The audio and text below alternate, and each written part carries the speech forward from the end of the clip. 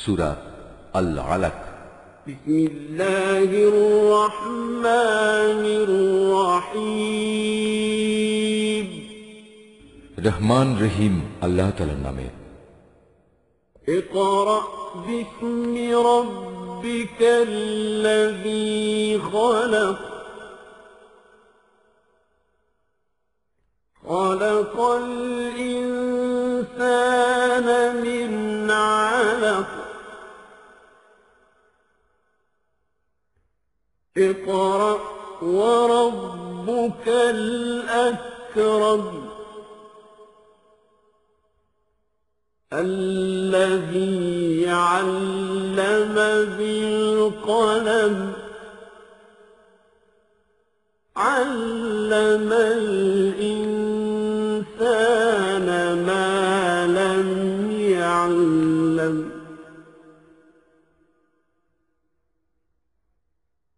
كلا إن الإنسان ليطغى أن رآه استغنى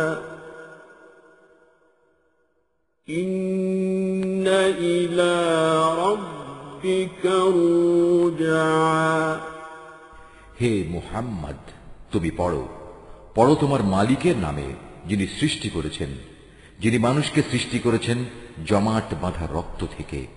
তুমি পড়ো এবং জেনে রাখো তোমার মালিক বড়ই মেহেরবান। তিনি মানুষকে কলম দ্বারা জ্ঞান বিজ্ঞান শিখিয়েছেন।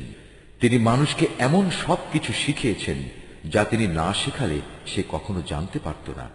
আর হ্যাঁ, এ মানুষই বড় হয়ে বিদ্রোহে মেতে ওঠে। সে দেখতে পায় তার যেন এখন আর কোনো অভাব নেই, অথচ এ নির্বোধ ভেবে দেখে না একদিন তার মালিকের দিকেই তার প্রত্যাবর্তন হবে। أرأيت الذي ينهى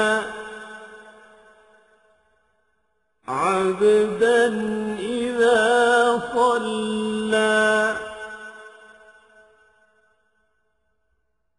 أرأيت إن كان على الهدى أو أمر بالتقوى أرأيت إن كذب وتولى ألم يعلم بأن الله يرى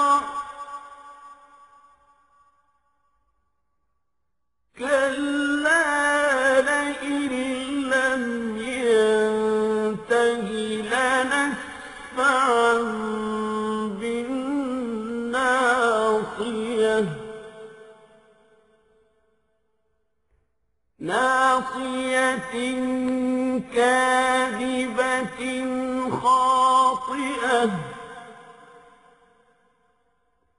فليدع ناديه سندع الزبانية। এই আয়াতটি যিনি তেলাওয়াত করবেন এবং যিনি এই আয়াতটির তেলাওয়াত শুনবেন তাদের সবাইকে এখানে একটি সাজদা আদায় করতে হবে। এটা ওয়াজিব।